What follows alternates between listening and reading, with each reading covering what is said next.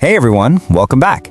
In this video, I'll show you how to download your resume from LinkedIn, the same one you uploaded while applying for jobs directly on the platform. This is super helpful if you want to reuse or update your resume outside of LinkedIn without having to upload it again from scratch. Before we begin, keep in mind a few important things. You can store up to 4 resumes on LinkedIn, and you can only download resumes that were uploaded during a job application made directly through LinkedIn, not through an external company website. Now, let's get started. First, open LinkedIn on your computer and click on the Jobs icon at the top of your homepage. This will take you to your Jobs dashboard, where you can manage your applications and preferences. Next, look over to the left-hand panel and click on Preferences.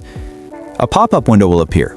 This is where LinkedIn stores your job application data and settings. Inside that window, scroll down and look for the section called My Qualifications.